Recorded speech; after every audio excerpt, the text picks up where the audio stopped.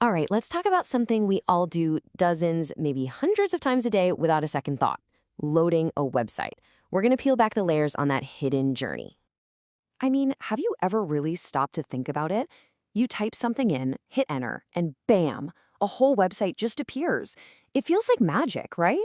But what's really going on in that split second is this incredible, high-speed chain reaction. So to break this all down, we're going to use an analogy. Think of it like the ultimate digital delivery service. You order something online, right? The system finds the warehouse, grabs the parts, sends them to you, and then you put it together. That's exactly what the internet is doing, just billions of times a second. Okay, so where does this all kick off? Well, it starts with you. The second you decide what website you want to visit, you've just placed your digital order. And that web address you type in, the URL, that's your order. It's the specific thing you're asking for from this giant, sprawling marketplace we call the internet. It is the absolute first, most important piece of the puzzle. All right, order placed. Now what? Well, the system has to figure out where on earth to send this request. I mean, which warehouse has the stuff you want? This is where the internet's own postal service comes into play.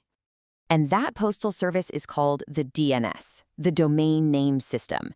Think of it like a giant, super fast phone book for the entire internet. Its job is simple, but it is so essential. You look up a name to find a number. That's all it does. It looks up the website's name to find its real, technical address. And this is exactly what that translation looks like. See, we humans are good with names, right? Like example.com. But computers, they only speak in numbers. So the DNS is that crucial translator, that bridge between our world and theirs.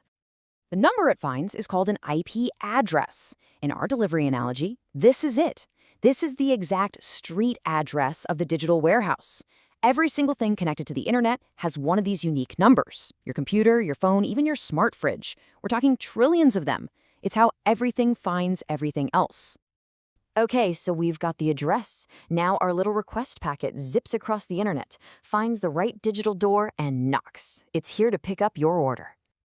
This warehouse is really just a very powerful, specialized computer. We call it a web host server. And its whole job is to sit there, store all the bits and pieces of a website, and have them ready to go the instant a request like yours shows up. So what's it grabbing from the server? Well, it's grabbing the website's recipe. You've got three main ingredients. First, there's HTML. That's the skeleton, the structure. Think of it as the walls and floors of a house. Then you've got CSS. That's all the style, the paint colors, the furniture, the design. And finally, JavaScript. That's the magic that brings it all to life, making buttons clickable and animations move. It's the interactivity. So the server grabs those files, boxes them up, and sends them flying right back across the internet to you.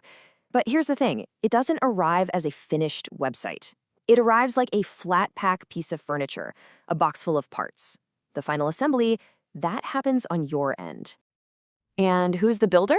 Your web browser. Yep, Chrome, Safari, Firefox, whichever one you use. It's the master craftsman. It gets this box of digital parts and knows exactly how to put them together. It unpacks everything, reads the HTML file like a blueprint to build the structure, then it uses the CSS file to paint the walls and add all the styling, and finally, it hooks up the JavaScript to make everything work. It's this super efficient assembly line, snapping every single piece into its perfect place.